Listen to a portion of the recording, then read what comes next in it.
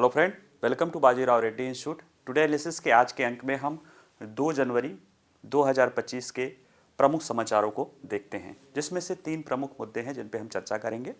हालांकि मुद्दे तो और भी हैं, लेकिन जो महत्वपूर्ण 3 मुद्दे हैं उन पे हम चर्चा करेंगे, जिसमें से पहला है SpaceX mission, space docking experiment. यह इसरो का 20 दिसंबर को लॉन्च किया गया मिशन है, लेकिन ये महत्वपूर्ण है इसलिए हम इसको समझ लेते हैं क्योंकि क्लासेस इधर बंद थी। इसमें जो है इसरो एक इन स्पेस डॉकिंग एक्सपेरिमेंट कर रहा है। डॉकिंग में क्या होता है कि 2 उपग्रहों को या 2 ऑब्जेक्ट को जो कि कक्षा में तेजी से घूम रहे होते हैं उनको जोड़ने का काम किया जाता है। और अगर ऐसा सफल हो जाता है, जो कि अभी इस वीक के लास्ट तक जो है एक्सपेरिमेंट शुरू होगा, अगर ऐसा करने में इसरो सफल हो जाता है तो वह दुनिया का चौथा देश होगा जो डॉकिंग करने में, स्पेस में डॉकिंग करने में सक्षम हो जाएगा। अभी तक केवल अमेरिका, रूस और चीन के पास ही ये क्षमता थी, और ऐसा भविष्य में इसरो के मिशनों के लिए बहुत महत्वपूर्ण होगा। तो हम इसको पूरे मुद्दे को ही समझेंगे कि स्पेस डक्स क्या है, डॉकिंग प्रक्रिया क्या है, क्यों हमारे लिए महत्वपूर्ण है, आदि आदि। ठीक है। दूसरा समाचार है, एक न्यूयॉर्क टाइम में एक आर्टिकल लिखा है, वो जानना जरूरी है, हमारे पड़ोसी देश म्यांमार को लेकर है कि म्यांमार इस समय, जब से वहाँ पे गृह युद्ध शुरू हुआ है, उसके पहले भी वहाँ बहुत अच्छी स्थिति नहीं थी, लेकिन जब से गृह युद्ध शुरू हुआ है तब से वह दुनिया में वैश्विक अपराध की राजधानी हो गया है। वहाँ पे आपका देखा जाए तो अवैध अफीम का या अफीम उत्पादन दुनिया में सर्वाधिक होता है। वहाँ पे जो केमिकल दवाएं हैं उनकी ज़बरदस्त जो है खेप आपूर्ति की जा रही है, उसकी काम हो रहा है। यानी कि नार्को टेररिज्म का वो पूरा एक अड्डा ही है, नार्को पूरा क्राइम का। साथ ही साथ वहाँ पे रेयर अर्थ जो है मिनरल्स का अवैध खनन हो रहा है, और उसका पूरा का पूरा फ़ायदा जो है चीन उठा रहा है। और वहाँ पे एक वैश्विक स्तर पर एक ऑर्गेनाइज्ड साइबर क्राइम चल रहा है, जो कि कहीं ना कहीं दुनिया के देशों से लोगों को उठाते हैं, खासतौर से भारत है, आस पड़ोस के देशों को, लोगों को वहाँ पे उठा के अगवा करा के उनसे साइबर धोखाधड़ी कराया जा रहा है। तो ये 3 प्रमुख मुद्दों पर जो है न्यूयॉर्क टाइम ने अपना लेख लिखा है, तो उसको हम समझने की कोशिश करेंगे। तीसरा मुद्दा है, कल जो है कैबिनेट ने प्रधानमंत्री फसल बीमा योजना को लेकर और उसके साथ एक सहयोगी बीमा योजना को लेकर जो है 69,000 करोड़ रुपए का आवंटन किया है। और कहीं ना कहीं ये एक उल्लेखनीय आवंटन है, और ये योजना जनवरी 2016 के खरीफ फसल के दौरान ये शुरू की गई है, और इसके बारे में समझेंगे। और इसी बीमा योजना के ही साथ 2 और तकनीकी पहलुओं के लिए भी पैसे स्थापित जो है आवंटन किया गया है, कोष बनाया गया है, जिसमें से एयरस्टेक और विंड मिशन के लिए भी जो है इसमें पहल की गई है। तो आइए, हाँ, इस पे आधारित प्रश्न भी रहेंगे जो हम बाद में सॉल्व करेंगे। ठीक है। तो देखिए, स्पेसएक्स मिशन, ये तस्वीर में दिख रही है, एक प्रतीकात्मक तस्वीर देखिए। इसमें एक उपग्रह ये है और ये एक उपग्रह ये है, दोनों को आपस में जोड़ने की, पास आएंगे और फिर आपस में जोड़ने का काम होगा। इसका इस्तेमाल भविष्य के अंतरिक्ष मिशनों के लिए, या अंतरिक्ष स्टेशन स्थापित करना हो, या कोई अंतरिक्ष का और भी री लॉन्चिंग व्हीकल यूज करना हो, या जैसे भारत का चंद्र मिशन है, या इस तरह के चंद्रमा के मानव मिशन हो, वहाँ के लिए बहुत इंपॉर्टेंट हो सकता है, क्योंकि इसके जरिए आप भविष्य में अंतरिक्ष पे बस्तियाँ भी बसा सकते हैं। स्पेसएक्स मिशन को, इसका जो फुल फॉर्म है स्पेस डॉकिंग एक्सपेरिमेंट, यानी इन स्पेस यानी अंतरिक्ष में डॉकिंग की प्रक्रिया को करना। डॉकिंग प्रक्रिया होता है 2 उपग्रहों को आपस में जोड़ने की प्रक्रिया। इसके तहत जैसे आप लोग देखते होंगे कि अभी कोई अंतरिक्ष यान अंतरिक्ष स्टेशन को जाता है तो वहाँ पे जाके किसी चीज़ के साथ वो जुड़ता है, जुड़ने के बाद फिर वो वैक्यूम क्रिएट करता है, फिर उसके बाद प्रेशर सेम होता है, फिर इधर के आदमी उधर जाते हैं, उधर का आदमी इधर आता है। या कोई अंतरिक्ष स्टेशन ही बना होगा तो वो कई बार में पार्ट चीज़ों को ले जाके वहाँ पे जोड़ा गया होगा। तो चाहे मनुष्य का एक अंतरिक्ष स्टेशन के आने जाने की प्रक्रिया हो, या अंतरिक्ष स्टेशन में कोई चीज़ जोड़ने की प्रक्रिया हो, ये सब संभव हो पाया है स्पेस डॉकिंग के कारण, इन स्पेस डॉकिंग की प्रक्रिया के कारण। और अभी तक दुनिया में केवल 3 देशों के पास ये क्षमता थी, अमेरिका के पास क्षमता थी, रूस के पास थी और चीन के पास थी। भारत ने भी एक उसके लिए प्रयोग के लिए स्पेसएक्स मिशन के तहत जो है ये प्रयोग अपना किया है। अभी हालांकि ये प्रक्रिया जनवरी फर्स्ट वीक के लास्ट में ये शुरू की जाएगी, लेकिन सफल हो जाने पर भारत दुनिया का चौथा देश होगा जो इन स्पेस डॉकिंग करने में सक्षम होगा। और अगर ये सफल हो जाता है तो जो 2035 तक हम जो है अंतरिक्ष में अपना भारतीय अंतरिक्ष स्टेशन स्थापित करना चाहते हैं, उसके लिए एक महत्वपूर्ण कदम होगा। इसीलिए हेडिंग भी है कि भारत का अपना अंतरिक्ष स्टेशन स्थापित करने का पहला कदम। यहाँ तक कि चंद्रयान 4 जो अंतरिक्ष से मटेरियल ला के लाएगा, उसके लिए भी इन स्पेस डॉकिंग की प्रक्रिया बहुत महत्वपूर्ण है। तो यानी भविष्य के जो हम अभी तक जो अंतरिक्ष स्टेशन में एक लेवल प्लेइंग फील्ड, एक स्टेज ऊपर वाले जो कार्य करना चाहते हैं, उसके लिए ये सफल होना बहुत जरूरी है। तो आइए इसको हम समझने की कोशिश करते हैं, क्या है, चर्चा में क्यों है। तो देखिए, वर्तमान में दुनिया में केवल 3 देश हैं, अमेरिका, रूस और चीन, जो बाहरी अंतरिक्ष में 2 अंतरिक्ष यान या उपग्रहों की डॉकिंग करने में क्षमता रखते हैं। जैसे एक ट्रेन की बोगी को दूसरे ट्रेन की बोगी से जोड़ना, उसी तरह से समझिए वो डॉकिंग हो जाती है। ठीक है, और अब यह भारत उपलब्धि करने के कगार पे है, क्योंकि 24 का आखिरी मिशन यानी 30 दिसंबर को रात 10 बजे इसरो द्वारा अपने PSLV C60 रॉकेट के द्वारा इसे लॉन्च किया गया है। और यह सफल रहा तो भारत ऐसी तकनीकी क्षमता रखने वाला विश्व का चौथा देश बनकर इतिहास रच देगा। क्योंकि अब कहेंगे कि चौथा देश, लेकिन चौथा भी देश जरूरी है, क्योंकि बाकी के जो देश हैं, चाहे रूस हो चाहे अमेरिका हो, वो पहले से ही काफ़ी साधन संपन्न रहे हैं, जबकि हम गुलाम थे। जब हम गुलाम थे तब ये काफ़ी साधन संपन्न हो चुके थे। हाँ, जहाँ तक चीन की बात है तो चीन जो है निश्चित रूप से हमसे तेजी से प्रगति किया। इसके लिए चीन को तो बधाई का पात्र होना चाहिए, और उसको काफ़ी मदद भी मिली उसके न्यूक्लियर प्रोग्राम के हमसे पहले पूरे हो जाने के कारण, और हमारा लेट होने के कारण जो हम पे प्रेशर उत्पन्न हुआ था, जो हम पे रिस्ट्रिक्शन लगे थे, उनके कारण हमारी विकास की प्रक्रिया थोड़ी रुकी रह गई। ये ऑफ द टॉपिक है, लेकिन जानना जरूरी है कि कैसे हमसे आगे चीन निकल गया। देखिए, अब तक अंतरिक्ष में 2 स्टेशन स्थापित हैं। एक है अंतर्राष्ट्रीय अंतरिक्ष स्टेशन, जो देखा जाए तो इसमें रूस की रॉसकॉम ने बनाया है, और अमेरिका की नासा ने, और अमेरिका की नासा में यूरोपीय स्पेस एजेंसी भी साथ रहती है। तो एक तरह से ये अंतरिक्ष स्टेशन जो अभी कार्यरत है, ये प्रमुख दो अंतरिक्ष एजेंसियों द्वारा बनाया गया, रॉसकॉम और नासा के द्वारा। हालांकि इसका भी अब जीवन काल समाप्त होने वाला है। उसी दौरान चीन ने अपना दूसरा अंतरिक्ष स्टेशन यान बनाने के लिए प्रक्रिया शुरू कर दी है। इसका नाम है तियागोंग अंतरिक्ष स्टेशन, जो कि इससे बड़ा वो बना रहा है अपने द्वारा अकेले। इसी दौरान भारत ने कहा कि वो अपना तीसरा अंतरिक्ष स्टेशन स्थापित करेगा, और वो नाम रखा गया है भारतीय अंतरिक्ष स्टेशन।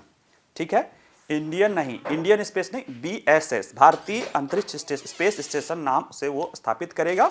और ये संभवतः सरकार की 2035 तक हमारा ये स्थापित हो जाएगा। और इसका पहला मॉड्यूल भले शुरू होगा 2028 से, यानी 5 मॉड्यूल में, लेकिन 2035 तक एक पूरा अंतरिक्ष स्टेशन स्थापित करने की हमारी योजना है। और ऐसे में ये डॉकिंग अगर प्रक्रिया पूरी हो जाती है तो ये हमारे लिए ये करना आसान हो जाएगा, क्योंकि बिना उसके ये चीज़ें संभव हो ही नहीं पाएगी। अभी जब इसके महत्व को समझने लगेंगे तो समझते हैं। स्पेस डॉकिंग प्रक्रिया क्या होती है। तो देखिए, एक ऐसी प्रक्रिया जिसमें 2 तेज गति से चलने वाले अंतरिक्ष यान को एक ही कक्षा में लाया जाता है, फिर एक दूसरे के करीब लाया जाता है और अंत में डॉक किया जाता है। जैसे ट्रेन की डॉकिंग देखते हैं ना, तो ट्रेन तो आप समझ लीजिए कि एक खड़ी है, दूसरी भी आगे धीरे धीरे करके जुड़ जाती है। यहाँ पे जो इन स्पेस डॉकिंग होती है वो किसी न किसी कक्षा में हो रही होती है, और कक्षा में जो ऑब्जेक्ट होते हैं, यानी जिसमें डॉक करना है और जिसको डॉक किया जाना, टारगेट कक्षा और जिसे डॉकिंग किया जा रहा है, दोनों बहुत तीव्र स्पीड से पृथ्वी की परिक्रमा कर रहे होते हैं, बहुत तीव्र स्पीड से, मतलब ये आप कह सकते हो कि कई किलोमीटर प्रति सेकंड की स्पीड से, लाख नहीं बल्कि कई किलोमीटर प्रति सेकंड की स्पीड से वो पृथ्वी की परिक्रमा कर रहे होते हैं। उस स्पीड पर आप सोचिए कि 2 उपग्रहों को पास लाना, उनको सटीक से मिलाना और आपस में जोड़ना, और वो भी कहाँ पे, निचली कक्षा भी मान लीजिए। जैसे यही 2 अभी अंतरिक्ष यान जो छोड़ा गया है, ये 450 किलोमीटर की कक्षा में जो है इसे छोड़ा गया है। तो वहां पे उतनी तीव्र स्पीड से जो 2 उपग्रह चल रहे होंगे उन्हें आपस में जोड़ने की कोशिश की जाएगी, और ये किया भी जाता रहा है। 3 देश दुनिया में करने में इसको सक्षम भी हैं, अमेरिका, रूस और चीन। अब भारत उस दिशा में चलना जा रहा है। इससे लाभ क्या होता है, इसका उद्देश्य देखिए। स्पेस डॉकिंग उन मिशनों के लिए जरूरी है जिसमें भारी अंतरिक्ष यान और उपकरण की जरूरत होती है, जिन्हें एक बार में लॉन्च नहीं किया जा सकता। अब जैसे अंतरिक्ष स्टेशन ही होते हैं, ये बहुत बड़े जो है मॉड्यूल होते हैं, इसमें लोगों के रहने और भी सारे सिस्टम तमाम तरह की चीज़ें होती हैं। इन्हें एक बार में लॉन्च करना, एक तो हमारे पास वैसे उतने बड़े लॉन्च यान नहीं है और उतना फिजिबल भी नहीं होता, वो बहुत खर्चीला होता है। उसके लिए क्या करते हैं कि हम इनके छोटे छोटे टुकड़ों को, जैसे छोटे छोटे पार्ट्स को एक एक करके जो है लॉन्च करते हैं, वो अंतरिक्ष में रहता है, फिर दूसरा करते हैं, वो जाके उससे जुड़ जाता है और इस तरह से फिर पूरी हमारी वो संरचना जो है अंतरिक्ष स्टेशन या अंतरिक्ष का घर जो है हमारा तैयार हो जाता है। या कुछ भी उपग्रह, बड़े उपग्रह हैं या कोई बहुत बड़े सैटेलाइट है, तो उनको इस तरह से करके धीरे धीरे करके आप जोड़ सकते हैं। जैसे अंतर्राष्ट्रीय अंतरिक्ष स्टेशन में ही देखा जाए तो कई मॉड्यूल शामिल हैं जिन्हें अलग अलग लॉन्च किया गया और फिर अंतरिक्ष में एक साथ लाया गया। सिर्फ लॉन्च करने के लिए नहीं, वहां पे रहने वाले लोगों के लिए। वहां पे लोग कैसे जाएंगे, स्पेस शटल से जाएंगे या जैसे भी जाएंगे, और वहां पे फिर उनको जब तक उसमें जोड़ा नहीं जाएगा तब तक पहुंचेंगे कैसे? पहले पहुंच गए, फिर वापस आने के लिए फिर अनडॉक करना पड़ेगा, फिर कोई जाएगा, जोड़ेगा, फिर लाएगा। तो ये जो स्पेस डॉकिंग की प्रक्रिया है ना, बगैर इसके आप अंतरिक्ष का जो भी, मनुष्य को तो अंतरिक्ष में भेज के अंतरिक्ष स्टेशन या इस तरह के और अंतर्ग्रही मिशन, जो बड़े मिशन हैं दूसरे, जैसे चंद्रमा पे मानव को भेजने की बात है, या आप चंद्रमा पे कोई और बस्ती बसाने की बात है, ये सारी परिकल्पनाएं बिना स्पेस जो है डॉकिंग के प्रक्रिया के हो ही नहीं सकती है। इसरो के लिए क्यों महत्व है? जैसे आपने देखा कि अंतरिक्ष स्टेशन स्थापित करने के लिए या अंतरिक्ष में और भी बहुत कुछ करने के लिए जरूरी है कि आपके पास स्पेस डॉकिंग या इन स्पेस डॉकिंग की प्रक्रिया या क्षमता आपके पास हो। और भारत ने 2035 तक अपना खुद का अंतरिक्ष स्टेशन बनाने के लिए भारत सरकार ने प्रण कर लिया है। इस अंतरिक्ष स्टेशन में जो भारत अंतरिक्ष स्टेशन होगा, इसमें 5 मॉड्यूल होंगे। एक ही बार में उतना नहीं जाएगा, 5 बार में उतना जाना, 5 मॉड्यूल होंगे जिन्हें एक एक करके छोड़ा जाएगा। पहला मॉड्यूल 2028 में छोड़ा जाएगा। तो जब पहला मॉड्यूल तो चलो छोड़ दिया गया, वो अंतरिक्ष किसी कक्षा में वो चक्कर लगा रहा होगा। फिर जब उसके बाद के मॉड्यूल आप जोड़ेंगे, भेजेंगे, तो उसको जोड़ने के लिए आपके पास वो क्षमता हो कि उस एक्यूरेसी से जाके, उस स्पीड पे जाके वहां पे जुड़ जाए, और फिर उसमें हमें लोगों को भी भेजना पड़ेगा। तो ये सारी चीजें हैं। साथ ही साथ हमें अगला जो चंद्र मिशन है, चंद्र मिशन 4, उसके लिए भी हमें इसकी जरूरत होगी। चंद्र मिशन 4 हमारे लिए जाएगा कि अब की बार हम वहाँ पे उपग्रह, जैसे हमने रोवर और लैंडर उतारा, फिर उसमें से रोवर निकला, वो घुमा फिरा तस्वीर दिया। अब हम वहाँ पे जो हमारा जो लैंडर उतरेगा उसके साथ रोवर जाएगा और वो वहाँ से कुछ चीज़ें जो है इकट्ठा करेगा। खरीदेगा क्या मतलब, वहाँ से खुदाई करके वो अपने साथ लेके फिर वो ऊपर आएगा और जो एक अंतरिक्ष यान चक्कर लगा रहा होगा कक्षा में, उसके साथ जुड़ेगा, फिर वो वापस पृथ्वी में आएगा। तो उस अंतरिक्ष यान के जुड़ने के लिए भी आपको इन स्पेस डॉकिंग की प्रक्रिया चाहिए। और भी जैसे रीलॉन्चिंग व्हीकल या रीयूजेबल व्हीकल होता है, जैसे आप उसको स्पेस कैप्सूल इस तरह की चीजें कहते हैं, उसके लिए भी आपको डॉकिंग अनडॉकिंग और इसकी प्रक्रिया चाहिए। तो ये कहीं ना कहीं इसरो जो भविष्य की आगे के उसकी प्लान है, उसके लिए इन स्पेस डॉकिंग या स्पेस डेक्स मिशन का जो क्षमता है, ये बहुत महत्वपूर्ण हो जाती है। इसरो की स्पेस डेक्स मिशन के बारे में थोड़ा जान लें तो ये स्पेस डॉकिंग एक्सपेरिमेंट का संक्षिप्त नाम है। इसमें प्रायोगिक डॉकिंग किया जाएगा, उसके बाद इंटरलॉकिंग और प्रेशर चेक और 2 उपग्रहों की अनडॉकिंग भी शामिल है। यानी सिर्फ इसमें जाके 2 उपग्रह जुड़ेंगे ही नहीं, जैसे दोनों उपग्रह एक साथ छोड़े गए हैं, वो अपनी अपनी कक्षा में अलग अलग 20 किलोमीटर की दूरी पर घूमेंगे। फिर इसके बाद उन्हें करीब लाया जाएगा, उन्हें जोड़ा जाएगा, फिर उनके बीच में प्रेशर क्रिएट करके उसमें एक बराबर प्रेशर किया जाएगा, फिर उन्हें अनलॉक भी करके अलग भी किया जाएगा। यानी इस प्रक्रिया के दौरान जो कुछ भी डॉकिंग के दौरान होता है, सिर्फ जाकर जुड़ना ही नहीं है, जुड़ने के बाद प्रेशर भी बराबर हो सके, उसमें से कोई चीज फिर अलग होके आ भी सके, ये सारी चीजें हम इस मिशन के द्वारा करेंगे। और इस मिशन का प्रक्षेपण PSLV polar satellite launching vehicle C60 rocket द्वारा किया गया है। इसके जरिए दोनों अंतरिक्ष यानों को पृथ्वी की सतह से लगभग 475 किलोमीटर ऊपर निचली पृथ्वी कक्षा में स्थापित किया गया है।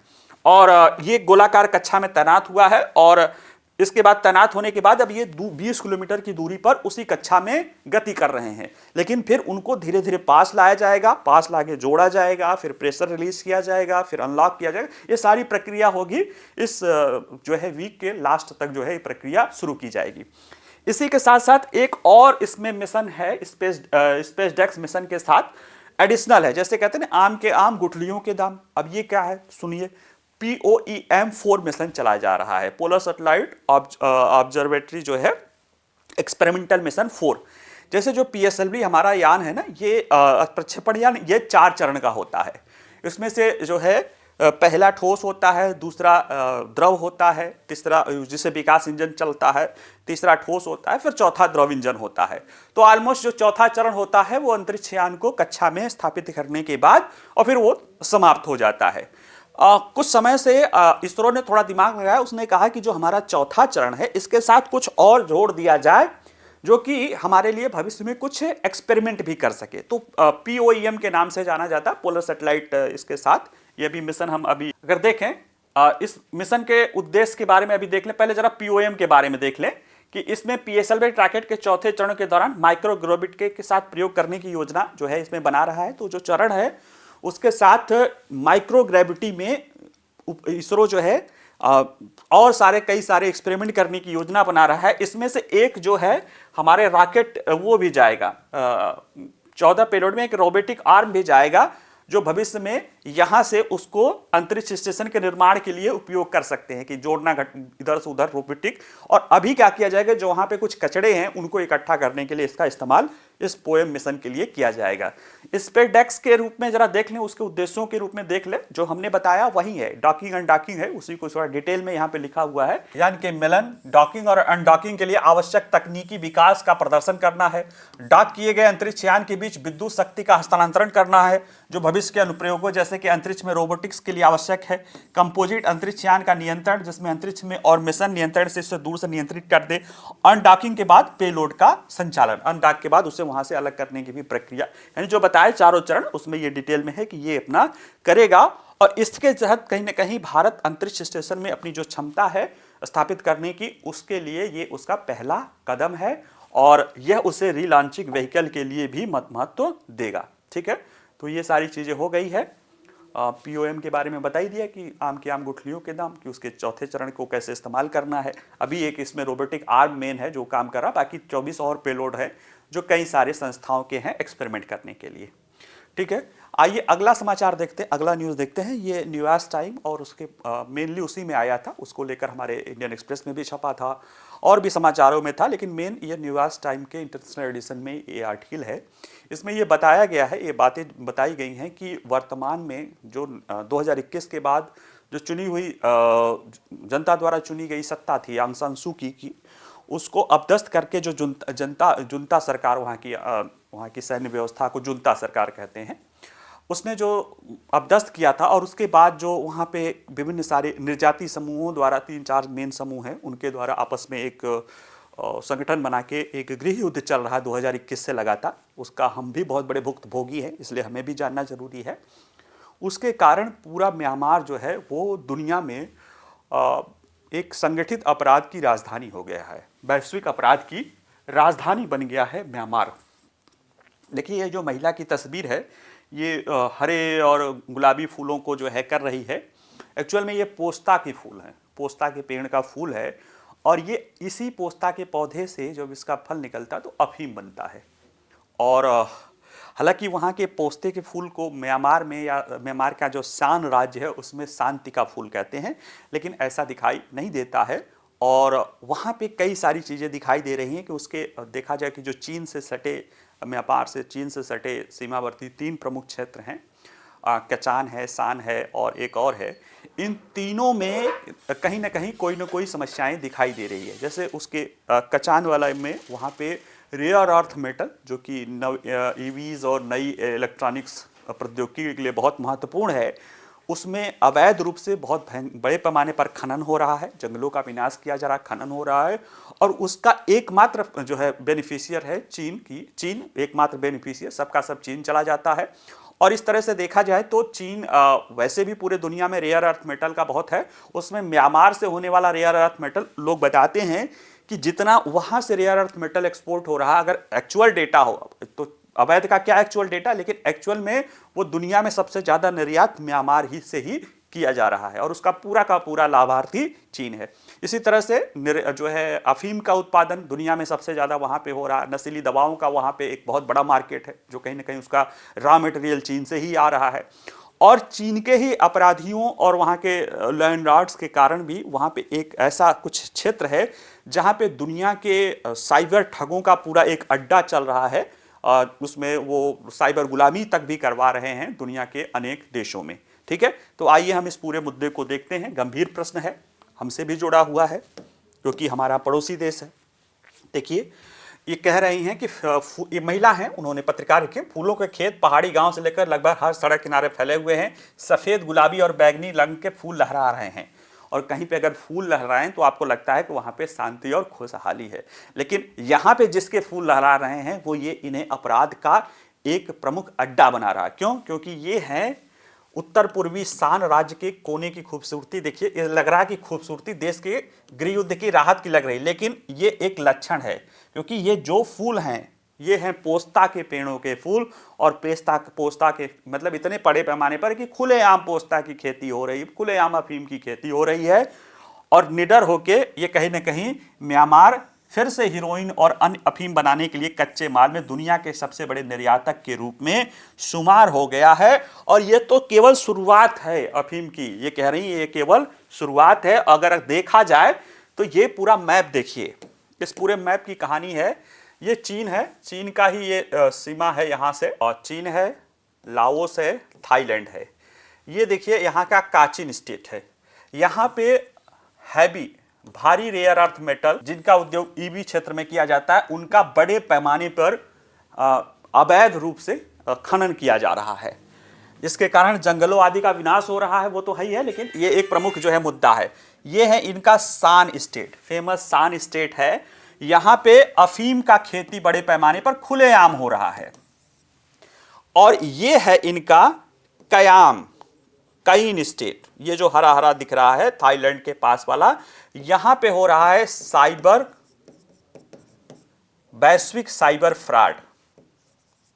यानी कि ये तीन इनके इधर से यहां तक के जो तीनों ये पूरा है, ये सब के सब वैश्विक अपराध का केंद्र हो गए हैं। और कहीं ना कहीं इसमें तीनों में कहीं ना कहीं चीन का प्रमुख रूप से भूमिका है। और यहाँ पे जो निर्जातीय आंदोलनकारी चल रहे हैं उनमें भी समर्थक जो है चीन के ही जो है, चीन का ही, उनको दोनों तरफ को चीन पैसा भी दे रहा है, हथियार भी दे रहा है, लड़ो खूब, उसके अपने जो है मंसूबे जो है उसके अपने हित उससे साबित हो रहे हैं। देखिए, लगभग 4 साल पहले 2021 में सेना द्वारा निर्वाचित सरकार को उखाड़ फेंकने के बाद, एक पूर्ण विकसित गृह युद्ध में उतरने के बाद म्यांमार में अंतर्राष्ट्रीय अपराध के एक केंद्र रूप ने अपनी स्थिति को मजबूत कर लिया है।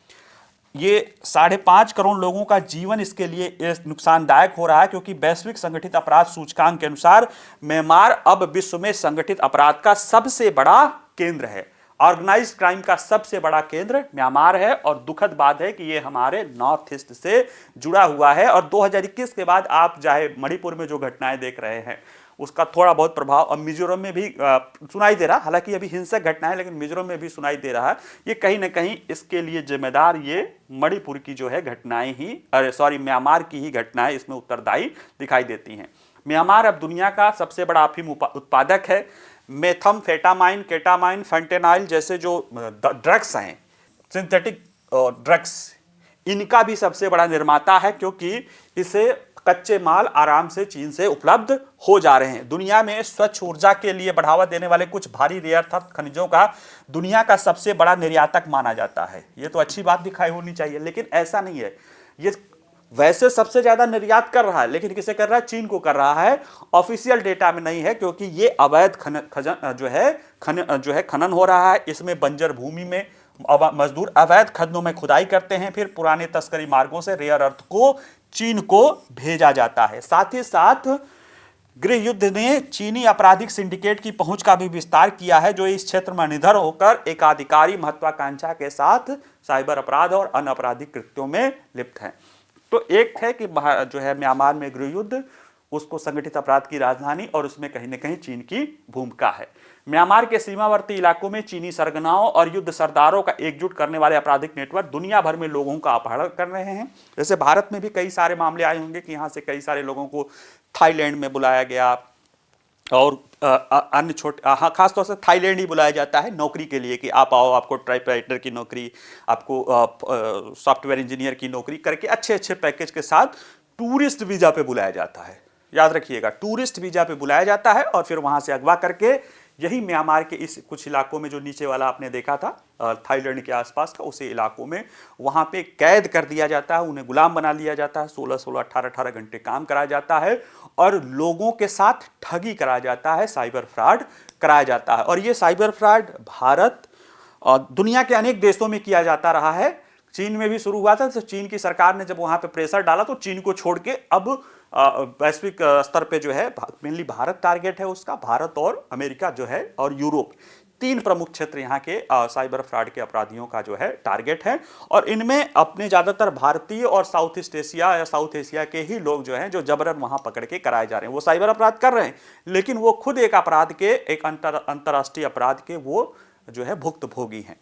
तो ये सारी चीज़ें वहाँ पे हो रही हैं। अगर देखा जाए कि वहाँ की जैसे शान पहाड़ियाँ, खुले में अफीम की खेती हो रही है, पहले भी की जाती रही है, लेकिन सरकारों ने, जो वहाँ की जुंटा सरकार थी, वो उसने रोक लगाने की कोशिश की है। लेकिन अब वहाँ पे चूंकि सरकार ही नहीं, गृहयुद्ध है, दोनों खूब खेल के दोनों पक्ष को पैसा चाहिए और इसलिए वहाँ पे खुलेआम खेती हो रही है। Drugs, United nation drug control का एक आंकड़ा है कि म्यांमार ने इस वर्ष 1.26 अरब डॉलर तक का हीरोइन का निर्यात किया है, ठीक है। और यह मुख्यतः शान राज्य की अफीम जा रही है और इसमें से काफी हिस्सा जो भारत में भी अफीम की खेती हो रही है, आप मणिपुर में देख रहे होंगे ना, कुकीचिन, यहाँ पे खेती हो रही है और यहाँ से फिर वो कच्चा माल जो है तैयार होकर फिर म्यांमार जाता है, फिर वहां से आगे अंतर्राष्ट्रीय मार्केट में बेच दिया जाता है। और ये खुलेआम, खरी बात है कि अब ये खुलेआम खेती की जा रही, कोई डर नहीं, निश्चित रूप होकर आराम से खेती की जा रही है। इसके पहले और भी जो सरकार थी या वैश्विक स्तर के जो अधिकारी व्यवस्था थी, वो चाह रहे थे कि लोग इसको छोड़ दे, लेकिन लोगों का कहना है कि उससे ज्यादा इसमें फायदा है, इसलिए वो इसमें लगे हुए हैं और डर भी नहीं है। दूसरा है जैसे वैश्विक पहुंच वाले साइबर घोटाले, कई सारे अनुमान बता रहे हैं कि म्यांमार में कम से कम 1,20,000 से ज्यादा विदेशियों को साइबर अपराध और ऑनलाइन जुआ उद्योग में जबरन धकेला जा रहा है। यहाँ पे अगर देखा जाए कि इंटरपोल के एक ऑपरेशन में 22 देशों को लोगों को पाया गया था जिन्हें म्यांमार में साइबर अपराध केंद्रों में काम करने के लिए मजबूर किया। पिछले साल 40,000 से ज्यादा चीनी लोगों को म्यांमार में धोखाधड़ी के आरोप में हिरासत लिया गया है। 40,000 चीनी लोगों को म्यांमार में हिरासत लिया गया है, कहीं ना कहीं इसमें चीन भी शामिल है। काचिन राज्य में दुर्लभ मृदा खनन की चौतरफा होड़ है। ये देखिए इस तरह के खनन, ये काचिन हरा भरा सुंदर राज्य जो चीन के यूनान प्रांत से जुड़ा होता है। और यहाँ पे जो है जो रेयर अर्थ मेटल होते हैं, रेयर अर्थ मेटल जो मतलब ऐसा नहीं कि पृथ्वी में वो रेयर मात्रा में मिलते हैं, वो रेयर अर्थ उनके इसलिए किया जाता है कि उनकी एक जगह जो है उनकी मात्रा इतनी नहीं रहती, उनको वाइबिलिटी थोड़ी कम रहती है। वो हैं तो बहुत ज़्यादा पृथ्वी के भूपटल में, लेकिन एक जगह बहुत कंसंट्रेटेड नहीं होते। हालांकि ये वर्तमान की जो इकोनॉमी है, जैसे चाहे आप ग्रीन इकोनॉमी ले लें, ईवी ले लें, सोलर पैनल ले लें, इलेक्ट्रिक मोटर्स ले लें, या जो पवन टर्बाइंस हैं, उन सब के लिए इनका बहुत महत्वपूर्ण है, खासतौर से हैवी रेयर अर्थ मेटल। और उनका खनन यहाँ पे बड़े पैमाने पर चल रहा है। जब शुरू में गृह युद्ध नहीं था तो 15 दुर्लभ मृदा खदानें थी और जैसे ही उसका तख्ता पलट होता उसके 3 महीने बाद 5 गुना यानी 75 से ज्यादा अवैध खदानें यहाँ पे चलने लगी है। और म्यांमार को कुछ भारी दुर्लभ मृदा तत्वों का दुनिया का सबसे बड़ा निर्यातक माना जाता है। पर्यावरण निगरानी संस्था ग्लोबल विटनेस ने 2023 में चीनी सीमा शुल्क डेटा बताता है कि म्यांमार से आयात चीन के अपने घरेलू खनन कोटा से अधिक है। यानी चीन खुद जितना अपने यहाँ पे दुनिया में सबसे ज्यादा देखा जाए तो रियर अर्थ मेटल पे बादशाह चीन की है, लेकिन ये आंकड़े बता रहे हैं कि चीन अपने यहाँ पे जितना वो खुद उत्पादन करता है उससे ज्यादा म्यांमार से उसके यहाँ पे इलीगली आयात होता है। तो कहीं ना कहीं ये भी जो है समझने की बात है। और ये कहीं ना कहीं वहां पे बहुत सारे जहरीले स्तर पे खनन होता है, तो उनका अवैध खनन में उस तरह की गुणवत्ता नहीं बरती जाती, उस तरह से सेफ गार्ड नहीं बरते जाते, उसका नुकसान किसको उठाना पड़ेगा? म्यांमार के लोगों को, और म्यांमार के लोग उसका नुकसान उठा रहे हैं। ठीक है, चलिए अगला देखते हैं, प्रधानमंत्री फसल बीमा योजना। और इसको लेकर अभी चर्चा में क्यों है कि केंद्र सरकार ने कल जो है इसके लिए बजट के आवंटन में काफ़ी अच्छी खासी संख्या में वृद्धि की है। मतलब लगभग 69,000 करोड़ रुपए इसके लिए जो है प्रदान किए हैं। प्रधानमंत्री फसल बीमा योजना एक फसली बीमा योजना है जिसमें किसानों को अगर वो फसल बीमा योजना लेते हैं, पहले तो इसकी शुरुआत हुई थी तो वो पूरे ऋण के जो ऋण धारक है उनके लिए था, बाद में इन्हें स्वेच्छा से कर दिया। हालांकि जो इसके लिए चुनते हैं उसकी बीमित राशि का काफ़ी हिस्सा जो है सरकार द्वारा प्रदान किया जाता है और जिसके जरिए कहीं ना कहीं किसानों को जो मौसम की मार है, आपदा की मार है, उससे बचाव रखने के लिए महत्वपूर्ण रूप से उन्हें सुरक्षित रखने की ये कोशिश की जाती है। इसके जरिए किसानों को नए नए जो है रिस्क उठाने के लिए भी मजबूर जो है सक्षम बनाया जाता है, क्योंकि उन्हें पता रहता है कि उनकी फसलें जो है सुरक्षित हैं। तो आइए ज़रा सा हम इसको देखते हैं क्या है इसका पूरा। देखिए, केंद्रीय मंत्रिमंडल ने 1 जनवरी को प्रधानमंत्री फसल बीमा योजना और पुनर्गठित मौसम आधारित फसल बीमा योजना को 2025-26 तक जारी रखने को मंजूरी दे दी है और यह निर्णय 69,515 करोड़ रुपए के कुल परिव्यय के साथ ये किया गया है, यानी अभी 1 साल के लिए ये और भी बढ़ा दिया गया है। इस विस्तार से यह सुनिश्चित होता है कि किसानों को गैर रोकथाम योग्य प्राकृतिक आपदाओं के कारण फसल के नुकसान के लिए कवरेज मिलना जारी रहेगा। अगर इसको हम देखें कि इसमें प्रधानमंत्री फसल बीमा योजना क्या है, तो ये एक सरकार प्रायोजित फसल बीमा योजना है जो एक प्लेटफॉर्म पर कई हितधारकों को एकीकृत करती है। एनडीए सरकार ने 2016 के खरीफ सीजन से, 2 सीजन होता है, रबी और खरीफ। रबी सीजन अभी सर्दियों वाला चल रहा है, खरीफ सीजन जो है जुलाई से चलता है और रबी सीजन जो है उसके बाद अक्टूबर से लेकर जो है मार्च तक चलता है।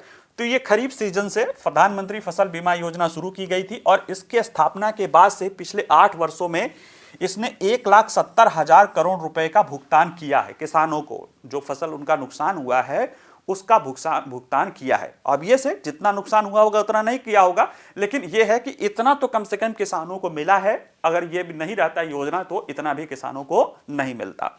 और इस ये योजना कहीं ना कहीं किसानों की आय को स्थिर करते मजबूत बनाता है, नवीन कृषि पद्धतियों को प्रोत्साहित करने और खाद्य सुरक्षा और फसल विविधीकरण के लिए ऋण प्रवाह को बढ़ावा देने के लिए भी काम करता है। कैसे काम करता है? क्योंकि देखिए, अब ये पता है कि किसानों को पता है कि उनकी फसल सिक्योर्ड है, यानी उनका जो ज़्यादातर नुकसान की भरपाई हो जाएगी, तब वो रिस्क लेके नई फसलों को भी उपजा सकते हैं जो जलवायु के प्रति ज़्यादा जोखिम है। देखिए, अक्सर किसान धान गेहूं क्यों अपनाते हैं? क्योंकि उस पर जलवायु का प्रभाव उतना नहीं पड़ता है जितना कि बागानी फसलों पर या हाई वैल्यू जो है क्रॉप्स पे पड़ता है। तो ऐसे में अब सरकार धीरे धीरे डाइवर्सिफिकेशन करना चाह रही है, लेकिन उसके लिए किसान को उन्हें मजबूत करने की भी जरूरत है कि उनके रिस्क को कोई ना कोई जलवायु के प्रति अगर कोई रिस्क है तो उसको उठाने के लिए तैयार है। तो ये इसको में मददगार करता है। उद्देश्य देख लीजिए, तो इसका उद्देश्य है अप्रत्याशित घटनाओं से उत्पन्न फसल हानि या नुकसान से पीड़ित किसानों को वित्तीय सहायता प्रदान करना है, खेती में उनकी निरंतरता सुनिश्चित करने के लिए किसानों की आय में स्थिरता प्रदान करना है। निश्चित रूप से उनकी अगर फसल सुरक्षित रहेगी तो किसानों का आय भी सुरक्षित रहेगा। किसानों को नवीन और आधुनिक कृषि पद्धतियों को अपनाने के लिए प्रोत्साहित करना है। कैसे प्रोत्साहित करेंगे? उनको किसानों का जो डर है उसको कि भाई तुम्हारा अगर फसल को कोई लॉस होता है या कोई चीजें होती है तो वो तुम्हारा सिक्योर है और वो सरकार द्वारा वहन किया जा रहा है, इसलिए आप इसे आगे बढ़ सकते हो। कृषि क्षेत्र में ऋण का प्रवाह सुनिश्चित करना, जो किसानों को उत्पादन जोखिमों से बचाने के अलावा खाद्य सुरक्षा, फसल विविधीकरण और कृषि क्षेत्र की वृद्धि और प्रतिस्पर्धात्मकता को बढ़ाने में योगदान कर सकता है। इसके लाभ क्या है? लाभ वही है जो उद्देश्य है, वही लाभ हो रहा है कि किसानों को जो प्रीमियम है वो कम हुआ है। ओलावृष्टि, भूस्खलन, जलभराव, आकाशीय बिजली और बादल फटने जैसे स्थानीय जोखिमों के कारण व्यक्तिगत रूप से नुकसान कम हुआ। अभी जैसे हमने आंकड़े ही देखे कि पिछले 8 सालों में 1,72,000 करोड़ रुपए का जो है कहीं ना कहीं किसानों को भुगतान किया गया है और इससे किसानों को वित्तीय सहायता मिली है और किसानों को नवीन और आधुनिक कृषि पद्धतियों को अपनाने के लिए इसने प्रेरित किया है। इसी के साथ साथ इस बजट में एक नवाचार और प्रौद्योगिकी कोष FIAT के तहत जो है बजट क्या बल्कि सरकार ने जो अभी कैबिनेट ने जो अभी निर्णय लिया है 1 जनवरी को, उसी में एक पहल भी घोषित की गई है। 824 करोड़ रुपए का कोष का नवाचार और प्रौद्योगिकी कोष है। इसमें प्रधानमंत्री फसल बीमा योजना के तहत दक्षता और पारदर्शिता में सुधार के लिए यह अनुसंधान को बढ़ावा देगा और साथ ही साथ इसमें 2 मेन पहलू पर है। एक एस्टेक है, प्रौद्योगिकी का उपयोग करते हुए उपज अनुमान, ये हमारे किसानों के उपज के अनुमान का लगाता है। पिछले साल ही लॉन्च किया गया था, इसके बढ़ावा देने के लिए इसमें है। देखिए, ये जो उपज का अनुमान है ये ग्रामीण स्तर पे जो है रिमोट सेंसिंग तकनीक का उपयोग करके फसलों का पूर्वानुमान करता है। जब ये लॉन्च किया गया था तो वित्त मंत्री का कहना है कि जैसे इसके लॉन्च करने का उद्देश्य ये है कि फसलों के उपज का अनुमान हमें पहले से पता चल जाए, सरकार को भी पता चल जाए, किसान को अभी पता ही चल जाए, लोगों को पता चल जाए। तो उससे होगा क्या, देखिए वो कहते हैं कि अभी क्या होता है कि फसल कितना बोया गया ये तो सरकार को अनुमान रहता है, लेकिन कितना फसल होगा वो बहुत चीजों पर निर्भर करता है। और वो जब पता चलता है इतना लेट, यानी जब अनुमान पता चलता है तो सरकार उसको लिए अपने खाद्य सुरक्षा को भी सुनिश्चित करने के लिए कोशिश करता है। तो उसके लिए वो क्या करता है, सरकार क्या करती है, सरकार लगता है कि अगर उत्पादन ज्यादा है तो निर्यात को खोल देती है, उत्पादन कम है तो वो निर्यात पे रोक लगा देती है, आयात का ऑर्डर करती है। और ऐसे दोनों ही स्थिति में सरकार, जब किसान अपना अनाज मंडी में लिए जाता है तो उस तरह उसकी कीमत गिर जाती है। लेकिन अगर सरकार को पहले से ही पता चल जाएगा, 2-3 महीने एडवांस में पता चल जाएगा कि उत्पादन ज्यादा होना है या कम होना है, तो 2-3 महीने पहले अगर वो कोई चीज करती है, अगर बाय द वे लगता है उत्पादन ज्यादा हो रहा है तो निर्यात को पहले ही खोल देगा, धीरे धीरे वो जो पुराना माल है वो निकल जाएगा। तो जब किसान का माल आएगा तो वो निर्यात के खोलने का जो मार्केट पे प्रभाव है वो बच जाएगा। या पता चला कि निर्यात आयात ज्यादा हो रहा, मतलब उपज कम होना है, तो सरकार पहले से ही आयात कर लेगी। तो जब वो माल आएगा, जो डर वाला फियर साइकोसिस है दुकान जो है खरीदने वालों का, वो कम हो जाएगा, जिसके कारण किसान को एक उसकी आय जो है उसका एक वाजिब आय मिल सकता है। तो ये एस्टेक प्रणाली है, इसे जो है 2023-24 में 100% प्रौद्योगिकी आधारित अनुमान को अपनाया गया था। ये उपज अनुमान प्रणाली है जो ग्राम पंचायत स्तर पर सटीक उपज का आकलन करने के लिए सर्वोत्तम अभ्यास और एकीकरण अंतर्दृष्टि प्रदान करती है। इसके साथ साथ एक और भी लाया गया था, विंड्स, मौसम सूचना और नेटवर्क डेटा सिस्टम। इसमें क्या होता है कि ग्राम पंचायत हाइपर लोकल लेवल पे, ग्राम पंचायत स्तर पे जो है मौसम का पूर्वानुमान किया जा सकता है। और फिर इसे जो है किसानों के लिए जो डिजिटल टेक है, डिजिटल डिसीजन सिस्टम जो है, सपोर्ट सिस्टम, उसके साथ जोड़ के सही सटीक मौसम की जानकारी हो सकती है, जिससे किसान को मदद मिलेगी। तो ये पूरा जो है फसल बीमा योजना के जो एक कह सकते हो एक उसके अंग के रूप में कि ये किसानों को मदद करने के लिए ये दोनों जो योजनाएं चालू हैं, इसके लिए भी फंडिंग की व्यवस्था सरकार द्वारा की गई है। आइए इसके जुड़े प्रश्नों को देख लेते हैं कि चर्चा में रहे स्पेस डेक्स मिशन के संदर्भ में निम्नलिखित कथनों पर विचार कीजिए। यह स्पेस डॉकिंग एक्सपेरिमेंट का संक्षिप्त नाम है। इसमें प्रायोगिक डॉकिंग, उसके बाद इंटरलॉकिंग और 2 उपग्रहों की अनडॉकिंग शामिल है। ठीक है, ये तो सही है। यह भविष्य में भारत के RLB या रीलॉन्चिंग व्हीकल या पुनः प्रयोग लॉन्च वाहनों को डॉकिंग क्षमता भी प्रदान करेगा। ठीक है, दोनों सही है, इसका आंसर सी होगा। 2 होगा, चर्चा में रहे इसरो के लिए स्पेस डॉकिंग क्षमता के प्रदर्शन के महत्व के संदर्भ में निम्नलिखित कथनों में से कौन सा से कथन सही हैं। यह क्षमता 2035 तक अपना खुद का अंतरिक्ष स्टेशन बनाने के भारत के सपनों को पूरा करने के लिए महत्वपूर्ण है। ठीक है, यदि यह सफल रहा तो भारत ऐसी तकनीकी क्षमता रखने वाला विश्व का 4था देश बनकर उभरेगा। ये भी सही है। तो इसरो अपने अगले चंद्र मिशन के लिए भी क्षमता का उपयोग करेगा। ठीक है, तीनों सही है, इसका मतलब है इसका आंसर डी है। तीसरा प्रश्न है, चर्चा में रहे म्यांमार की वैश्विक अपराध की राजधानी बनने के संदर्भ में निम्नलिखित कथनों पर विचार कीजिए। म्यांमार वर्तमान में दुनिया का सबसे बड़ा अफीम उत्पादक है। ठीक है, म्यांमार वर्तमान में दुनिया भर में अवैध भारी रेत खनिजों का दुनिया का तीसरे सबसे बड़ा निर्यातक माना जाता है। नहीं, ये सबसे मतलब पहला ही निर्यातक हो गया है। ठीक है, इसलिए इसका आंसर केवल एक सही है, ए इसका आंसर है। चौथा है, चर्चा में रहे प्रधानमंत्री फसल बीमा योजना के संदर्भ में निम्नलिखित कथनों पर विचार कीजिए। यह बीमा योजना की शुरुआत मनमोहन सिंह सरकार ने खरीफ 2012 सीजन से की थी। नहीं, ये एनडीए सरकार का खरीफ 2016 के सीजन से शुरू किया गया है। तो पहला तो गलत है। दूसरा है, इसका उद्देश्य किसानों को नवीन और आधुनिक कृषि पद्धतियों को अपनाने के लिए भी प्रोत्साहित करना भी है। हाँ, ये प्रोत्साहित करना भी है, क्योंकि अगर किसानों को लगता है कि उनकी फसल सुरक्षित रहेगी तो वो उनको प्रोत्साहन मिलता है। तो इसलिए इसका आंसर बी है, पहला तो गलत है। ठीक है, अंतिम है, हाल ही में चर्चा में रहे एस्टेक प्रणाली के संदर्भ में निम्नलिखित कथनों में से कौन सा से कथन सही है। ये ग्राम पंचायत स्तर पर सटीक उपज आकलन के लिए कार्य प्रणाली प्रदान करता है। ठीक है, ये अति लोकल स्तर पर मौसम डेटा के लिए स्वचालित मौसम स्टेशन स्थापित करने की योजना है। नहीं, ये एस्टेक की नहीं है, ये जो कह रहा है ये विंड के है। यह 9 राज्यों में 90/10 केंद्र से राज्य वित्त पोषण अनुपात के साथ शुरू किया गया। यह भी विंड की है।